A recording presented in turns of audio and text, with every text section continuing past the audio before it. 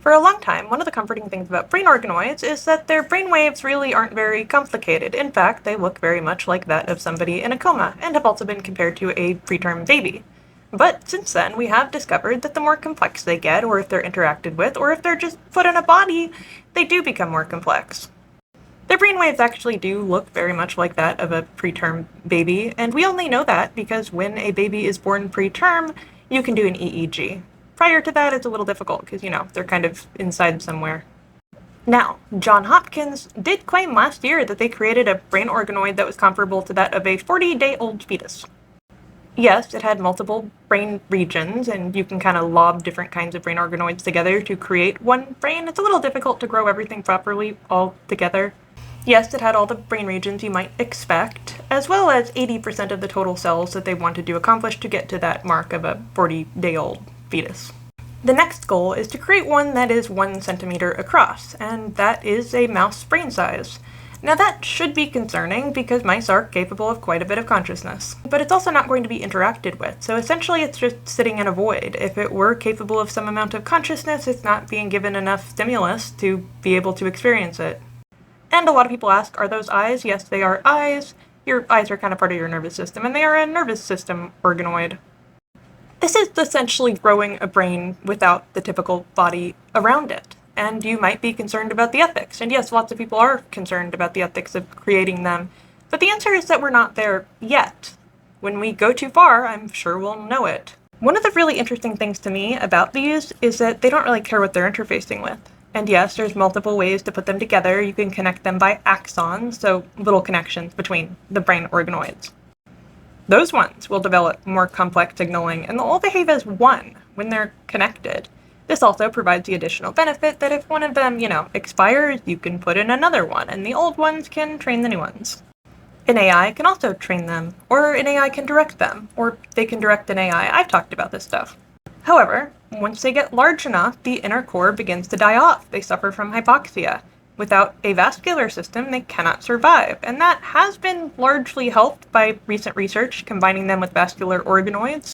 And the tech industry has decided to fix this problem by making them two-dimensional, and that does seem to work. And I wonder if there's going to be a unique form of cognition that comes out of two-dimensional organoids versus three-dimensional. I do not know, but there are many questions to be asked. One other solution is just to put them in a mouse. They can be put in monkeys, and that research has been done too, and one day they will be a treatment for strokes because they seem to be very effective at treating strokes in animal models. Stem cell trials have been going on for at least a decade, where they try to put stem cells in the brain, and they don't usually survive. It seems they do better if they have a little chance to become something. If they start out as a fetal organoid, so something that looks very much like a fetus, they end up being kind of invasive to the brain. Not in a bad way. They just make projections all over the place. It seems that the fetal cells are a little more aggressive than the adult cells, and that is concerning too, because that could end up being tumor territory, which is why it's good not to just immediately jump to human trials. If placed in a mouse, though, they will integrate with the rest of the mouse's brain, and the brainwaves in that organoid will become as complex as the rest of the mouse's brain. Without interaction, without something to do, our brains atrophy, and we see that. We see that every day. If you don't do math, you forget how to do math. And people who are born in profoundly isolated environments do not develop normally. So you could imagine, even if a brain organoid were capable of ultimate consciousness, whatever consciousness is, we don't really have a great definition for it, not having any interaction would probably prevent that. That part actually bums me out, because brain organoids have been put in all sorts of things. Spider robots and Pong, other video games more similar to Pac-Man, and Doom. But the most complex brain organoids, the largest ones, they're not doing anything. They're just sitting in nothingness, and that gives me more anxiety than I'd like to admit. The researchers did realize early on in brain organoids that if you engage with them, they become more complex, and that part made sense. More recently, it's been discovered that if you give them more of a body, they become more complex. Some researchers gave them a nervous system of sorts, a spinal cord organoid, and I don't love this research because they were testing pain on it. And that is just because this could be a potential model to figure out what helps pain. They're not treating it as a conscious or sentient organism or a lab animal, so it's not unethical in that regard.